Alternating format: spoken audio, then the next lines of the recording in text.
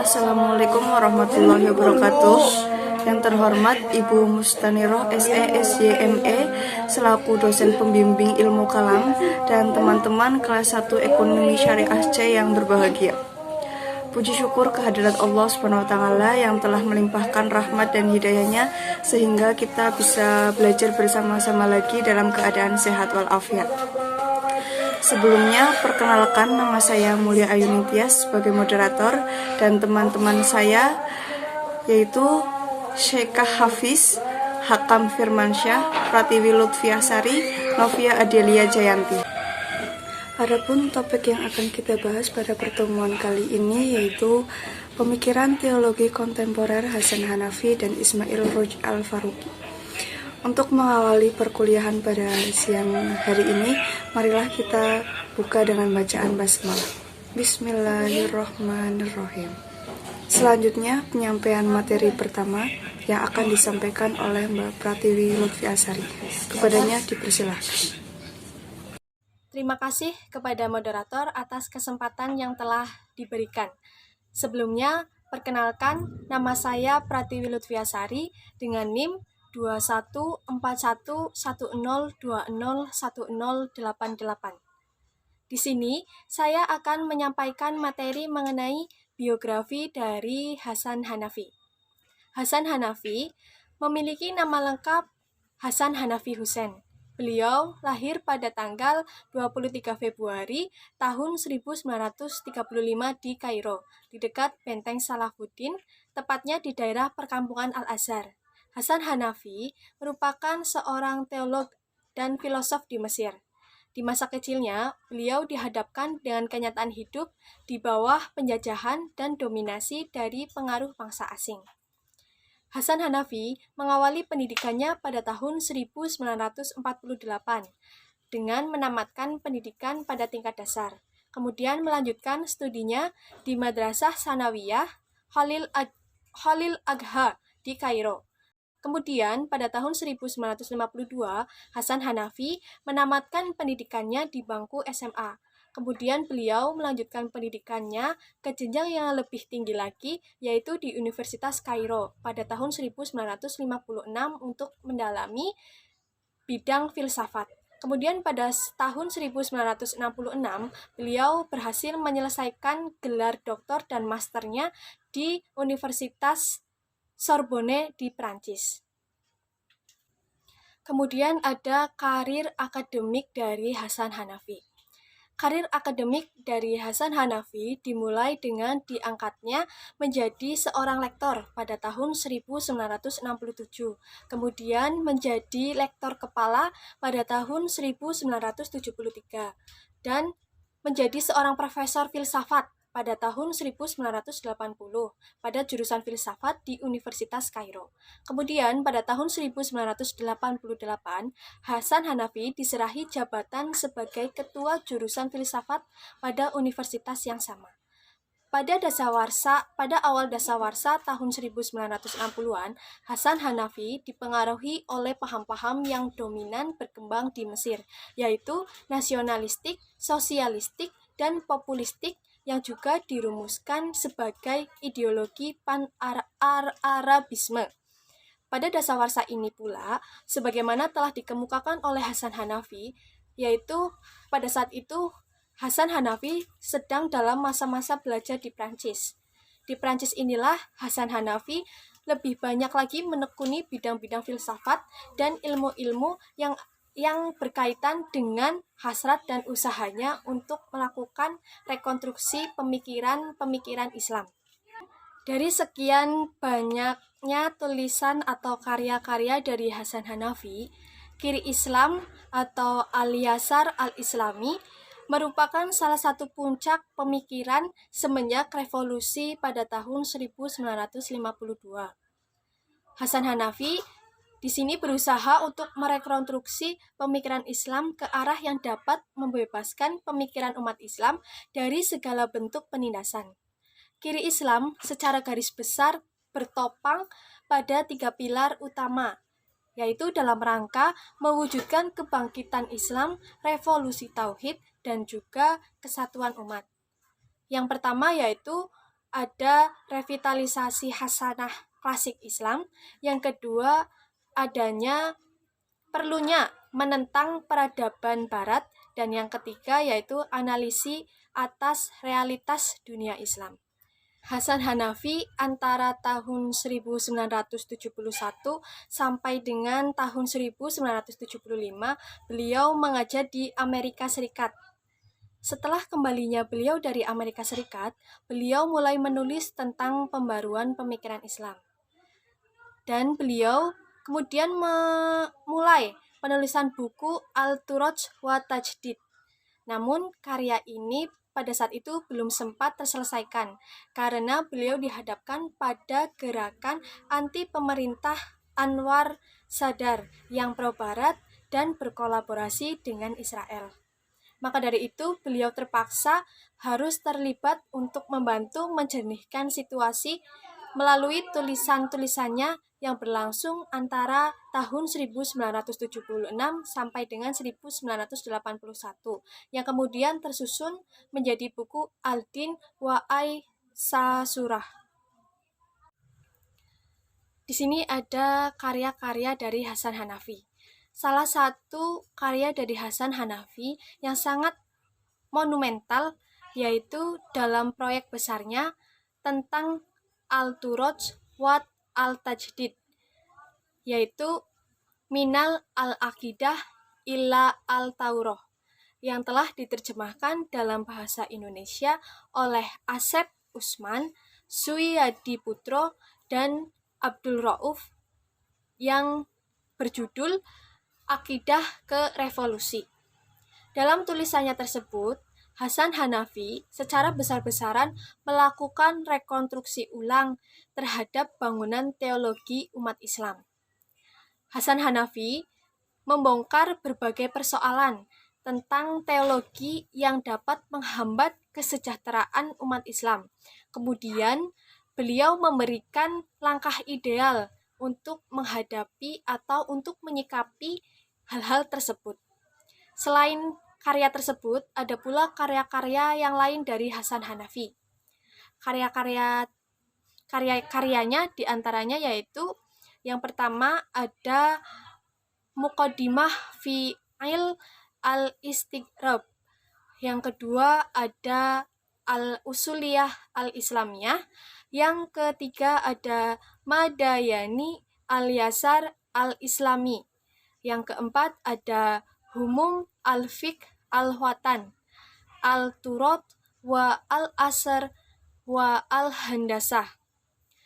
Dan yang kelima ada Dirasat al-Islamiyah. Yang keenam ada Al-Din wa al-Tanmiyah fi al-Misr. Yang ketujuh ada Asar al-Amin al-Dini fi al-Taswi al-Dahl al-Waqmi fi al-Mis. Sekian materi yang dapat saya sampaikan. Apabila banyak kekurangan mohon maaf. Saya kembalikan ke moderator. Saya akan menerangkan tentang pokok-pokok pemikiran kalam Hasan Hanafi. Pokok-pokok pemikiran kalam Hasan Hanafi. Sebagai seorang intelektual yang tajam analisisnya, pemikiran Hasan Hanafi dalam kalam cukup revolusioner dan progresif. Hanafi menggulirkan ide-ide besarnya dengan membangun 3 langkah proyek yang dinamakan tradisi dan pembaruan. Langkah-langkah yang ditempuhnya adalah sebagai berikut. Pertama, membangun sikap kita terhadap tradisi lama. Kedua, menyatakan sikap kita terhadap barat. Ketiga, sikap kita terhadap realitas. Langkah-langkah implementasi pemikiran Hasan Hanafi diterangkan sebagai berikut. Pertama, kritik terhadap teologi tradisional. Membangun pemikiran-pemikiran Hasan Hanafi yang khas, terutama yang berkaitan dengan persoalan-persoalan teologis. Tidak terlepas dari setting sosial yang melatarinya. Dalam teologi tradisional, penganutnya kurang mempunyai gerak karena mereka terikat bukan hanya pada dogma-dogma tetapi juga pada ayat-ayat yang mengandung arti zani. Hanafi ingin meletakkan teologi tradisional pada tempat yang sebenarnya, yakni bukan pada ilmu ketuhanan dan suci yang tidak boleh dipersoalkan lagi dan harus diterima begitu saja secara taken of grade. Ia adalah kemanusiaan yang tetap terbuka untuk diadakan verifikasi dan falsifikasi, baik secara historis maupun eidetis. Secara praksis, Hanafi juga menunjukkan bahwa teologi tradisional tidak dapat menjadi sebuah pandangan yang benar-benar hidup dan memberi motivasi tindakan dalam kehidupan konkret umat Islam. Secara praktis, teologi tradisional telah gagal menjadi semacam ideologi yang sungguh-sungguh fungsional bagi kehidupan nyata masyarakat Muslim. Sedangkan secara historis teologi telah menyingkap adanya benturan berbagai kepentingan dan ia syarat dengan konflik sosial politik. Teologi telah gagal pada dua tingkat, yaitu tingkat teoritis dan tingkat praksis. 2. Rekonstruksi teologi. Dalam gagasan tentang rekonstruksi teologi tradisional, Hanafi menegaskan perlunya mengubah orientasi perangkat konseptual sistem kepercayaan teologi sesuai dengan perubahan konteks politik yang terjadi. Teologi ini dimaksudkan untuk mempertahankan doktrin utama dan memelihara kemurniannya. Rekonstruksi teologi menurut Hanafi dilatar belakangi oleh: pertama, kebutuhan adanya sebuah ideologi yang jelas di tengah-tengah pertarungan global antara berbagai ideologi. Kedua, pentingnya teologi baru bukan semata pada sisi teoritas, melainkan juga pada kepentingan praksis untuk mewujudkan ideologi sebagai gerakan dalam sejarah. Ketiga, kepentingan teologi yang bersifat praktis, yaitu yang secara nyata diwujudkan dengan realitas melalui realitas tauhid dalam dunia Islam. Rekonstruksi teologi menurut Hanafi merupakan salah satu cara yang bisa ditempuh jika mengharapkan teologi dapat memberikan sumbangan yang konkret bagi sejarah. Hanafi menegaskan bahwa rekonstruksi teologi tidak harus membawa implikasi hilangnya tradisi-tradisi lama dalam mentransformasikan ilmu-ilmu serta pemikiran klasik menjadi ilmu atau pemikiran yang bersifat kemanusiaan. Hanafi memberikan penawaran dengan beberapa langkah, yaitu dengan langkah dekonstruksi, langkah konstruksi, dan langkah pengintegrasian ilmu-ilmu atau pemikiran klasik dan mengubahnya menjadi ilmu kemanusiaan baru. Lalu rekonstruksi pengembangan dan pemurnian Hasan lama dan konsep Hasan Hanafi ada 3 macam, yaitu ilmu-ilmu normatif sosial, ilmu-ilmu rasional semata, dan ilmu-ilmu normatif tradisional. Adapun model rekonstruksi yang ditawarkan Hasan Hanafi dalam bidang arah dan tujuan yang itu dari Tuhan ke bumi, dari keabadian ke waktu, dari takdir ke kehendak, dari oritas ke akal, dan dari teori dan ketindakan, dari karisma ke partisipasi massa, dari jiwa ke tubuh, dan dari eskatologi dan futurologi. Kemudian Hasan Hanafi menawarkan 2 hal untuk memperoleh kesempurnaan teori ilmu dalam teologi Islam, yaitu analisis bahasa dan analisis realitas. Di sini saya akan menjelaskan tentang implementasi dan manfaat pemikiran Hasan Hanafi. Program besar dalam gagasan pembaruan Hasan Hanafi merupakan upaya rekonstruksi warisan intelektual Islam yang telah out of date atau usang menjadi suatu konstruksi yang fit in dan match dengan historical might. Di sini kemajuan peradaban Barat patut diakui secara jujur dan semestinya diletakkan pada tempat yang sewajarnya. Dalam pemikirannya, yang mengajukan saran rekonstruksi teologi menurutnya adalah untuk memfungsikan teologi menjadi ilmu-ilmu yang bermanfaat bagi masa kini, yaitu dengan melakukan rekonstruksi dan revisi serta membangun kembali epistemologi lama yang rancu dan palsu menuju epistemologi baru yang sahih dan lebih signifikan. Tujuan rekonstruksi teologi Hasan Hanafi adalah menjadikan teologi tidak sekedar dogma-dogma keagamaan yang kosong, melainkan menjelma sebagai ilmu tentang penjual sosial yang menjadikan keimanan-keimanan tradisional memiliki fungsi secara aktual sebagai landasan etik dan motivasi manusia. Hasan Hanafi kemudian mengusulkan adanya usaha reinterpretasi atas teks-teks dan rekonstruksi kebudayaan manusia secara global. Berkaitan dengan ini, Hasan Hanafi ingin memposisikan persoalan utama umat Islam sebagai titik sentral program yang kemudian harus dihadapkan pada 3 aspek persoalan, yakni warisan intelektual Islam, warisan intelektual Barat, dan realitas aktual. Ketiga aspek ini merefleksikan adanya hubungan antara ana dengan yang lainnya. Terima kasih. Sebelumnya, perkenalkan nama saya Novia Adelia Jayanti dengan NIM 214110201089. Di sini saya akan menyampaikan materi tentang biografi Ismail Al-Faruqi. Nama lengkap Ismail Al-Faruqi yaitu Ismail Raji Al-Faruqi. Beliau lahir di Java, Palestina, pada tanggal 1 Januari 1921. Beliau dikenal luas sebagai ahli ilmu agama, ilmu perbandingan, dan penganjuran pan-Islamisme. Beliau memulai studinya di College des Frères, Lebanon pada tahun 1941. Kemudian beliau melanjutkan studinya di American University.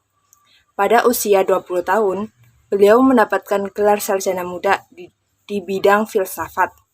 Pada usia 24 tahun, beliau menjadi pegawai pemerintah Palestina di bawah mandat Inggris. Beliau juga pernah menjabat sebagai gubernur di daerah Galileo.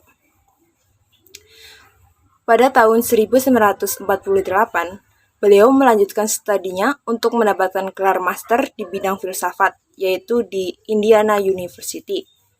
Tidak hanya di Indiana University, beliau mendapatkan gelar master di Harvard University. Beliau juga menimba ilmu di Al-Azhar University Kairo untuk memperdalam ilmu keislaman. Semasa hidupnya, Ismail Al-Faruqi pernah memegang jabatan penting dalam kapasitasnya sebagai ilmuwan, diantaranya yaitu Kepala Studi Keislaman di Temple University Amerika Serikat, Direktur Institut Islam di University Chicago, Direktur Institut Internasional Pemikir Islam di Washington, dan Presiden Studi Lanjutan di Washington. Ismail Al-Faruqi meninggal dunia pada tahun 1986. Beliau meninggal secara tragis, yaitu dibunuh secara brutal oleh orang yang tidak dikenal bersama istrinya, yaitu Lois Lamia Al-Faruqi. Di sini ada karya-karya Ismail Al-Faruqi. Ismail Al-Faruqi berhasil menulis lebih dari 20 buku dan 100 artikel. Beberapa buku penting diantaranya yaitu yang pertama, Tauhid, Its Implication for Tauhid Life, 1982. Buku ini berisi tentang Tauhid secara lengkap. Yang kedua, Islamization of Knowledge, General Principle and Work Plan, 1982. Buku ini berisi tentang langkah-langkah apa yang harus ditempuh dalam proses Islamisasi. Yang ketiga yaitu Christian Ethics, Trilogy of Abraham Faith. Buku ini membahas tentang perbandingan agama. Di kedua buku tersebut terdapat 3 topik utama, yaitu 3 agama saling memandang, konsep 3 agama tentang negara dan bangsa, konsep 3 agama tentang keadilan dan perdamaian. Masing-masing dari Yahudi, Kristen, dan Islam menawarkan perspektif mengenai pokok persoalan dari 3 topik utama. Buku ini merupakan sebuah langkah baru perbandingan agama yang membuka jalan bagi pemikir dan diskusi masa depan. Yang keempat ada Historical Atlas of the Region of the World. Sama halnya dengan buku Christian Ethics, Trilogy of Abraham Faith, yaitu sebuah langkah baru perbandingan agama yang membuka jalan bagi pemikir dan diskusi untuk masa depan. Yang kelima ada Cultural Atlas Islam, merupakan karya Islam Al-Faruqi yang dianggap monumental, yang ditulis bersama istrinya, yaitu Lois Lamia Al-Faruqi. Karya-karya lain Ismail Al-Faruqi yaitu The Life Muhammad, Philadelphia Temple University, 1973. Lalu ada Urubah and Religion, Amsterdam, Jambatan 1961. Lalu kemudian ada Particularism in the Old Testament and Contemporary Sect in Judaism, Cairo, League of Arab Statesmen, 1963. Yang terakhir ada The Great Asian Religion, New York, Macmillan, 1969. Demikian materi yang dapat saya sampaikan. Kurang lebihnya mohon maaf. Pokok-pokok pemikiran kalamnya Ismail Roji Al-Faruq. Al-Faruq mengemukakan gagasan serta pemikiran yang berhubungan dengan masalah-masalah dengan umat Islam. Pemikirannya terkait antara satu sama lain yang berporos satu sumbu, yaitu tauhid. Yang pertama, tauhid. Pemikiran Al-Faruq tentang kalam ini dapat ditelusuri dalam buku yang berjudul Tauhid. Buku ini mengupas tentang hakikat tauhid, yaitu pertama, tauhid sebagai inti pengalaman agama. Inti pengalaman agama, kata Al-Faruq, yaitu Tuhan. Kalimat syahadat yang menempati posisi sentral dalam setiap kedudukan, tindakan, dan pemikiran setiap muslim. Yang kedua, tauhid sebagai pandangan dunia. Tauhid merupakan pandangan umum tentang realitas, kebenaran, dunia, ruang, waktu, sejarah manusia, dan takdir. Yang ketiga, tauhid sebagai intisari Islam. Yang keempat, tauhid sebagai prinsip sejarah. Yang kelima, tauhid sebagai pengetahuan. Yang keenam, tauhid sebagai prinsip metafisika. Yang ketujuh, tauhid sebagai prinsip etika. Yang kedelapan, tauhid sebagai prinsip tata sosial. Yang selanjutnya, tauhid sebagai prinsip ummah, tauhid sebagai prinsip keluarga, tauhid sebagai prinsip politik, tauhid sebagai prinsip ekonomi, tauhid sebagai prinsip tata dunia, dan terakhir, tauhid sebagai prinsip estetika. Yang kedua, islamisasi ilmu pengetahuan. Menurut Al-Atas, islamisasi ilmu merujuk kepada upaya menggali unsur-unsur konsep-konsep pokok yang membentuk kebudayaan dan peradaban barat, terkhusus untuk ilmu-ilmu tentang kemanusiaan. Al-Faruqi mengemukakan prinsip metodologi tauhid sebagai satu kesatuan kebenaran. Maka, tauhid terbagi menjadi 3 prinsip, yaitu prinsip pertama yaitu penolakan terhadap segala sesuatu yang tidak berkaitan dengan realitas. Yang kedua, tidak ada kontraksi yang hakiki melindunginya dari kontradiksi di satu pihak dan paradoks di pihak lainnya. Yang prinsip ketiga yaitu tauhid dalam metodologi adalah tauhid sebagai kesatuan kebenaran, yaitu keterbukaan terhadap bukti baru atau yang bertentangan. Dalam rangka membentangkan gagasannya tentang bagaimana islamisasi itu dilakukan, Al-Faruqi memiliki 5 sasaran dari rencana kerja islamisasi, yaitu yang pertama, menguasai disiplin-disiplin modern. Yang kedua, menguasai khasanah Islam. Yang ketiga, menentukan relevasi Islam yang spesifik. Yang keempat, mencari cara-cara untuk melakukan sintesa kreatif. Dan yang kelima, mengarahkan pemikiran Islam ke lintasan-lintasan yang mengarahkan pada menentukan pola rencana Tuhan. Untuk mempermudah proses islamisasi, Al-Faruqi mengemukakan langkah-langkah yang harus dilakukan. Di antaranya yaitu penguasaan disiplin modern. Yang kedua, survei disiplin ilmu. Yang ketiga, penguasaan terhadap khasanah Islam. Yang keempat, penguasaan terhadap khasanah Islam untuk tahap analisa. Yang kelima, penentuan relevasi spesifik untuk disiplin ilmu. Yang keenam, penilaian kritis terhadap disiplin modern. Yang ketujuh, penilaian kritis terhadap khasanah Islam. Yang kedelapan, menguasai mengenai problem-problem terbesar umat Islam. Yang kesembilan, survei mengenai problem-problem umat manusia. Yang kesepuluh, analisis kreatif dan sintesis. Yang ke-11, merumuskan kembali disiplin-disiplin ilmu dalam rangka kerja keras. Yang ke-12, penyebar luasan ilmu pengetahuan yang sudah diislamkan. Terima kasih. Baik, di sini saya akan menjelaskan tentang manfaat dan implementasi dari pemikiran Al-Faruqi. Bicara mengenai pemikiran Al-Faruqi, sebenarnya tidak jauh dari rentetan-rentetan para pendahulunya yang bergulat di agama Islam. Beliau mencoba untuk mengembangkan apa yang sudah dikemukakan atau diajarkan oleh para pendahulunya. Jadi, beliau mencoba untuk menyampaikan ide-idenya melalui metode teologis dengan berlandasan khasanah ilmu kalam dengan cara menyegarkan kembali apa yang sudah dikemukakan oleh para pembaharu salafiyah. Jadi, beliau mencoba untuk mengembangkan ilmu sains dengan berpatokan atau mencarinya dari potongan ayat-ayat Al-Quran yang berkaitan dengan sains tersebut.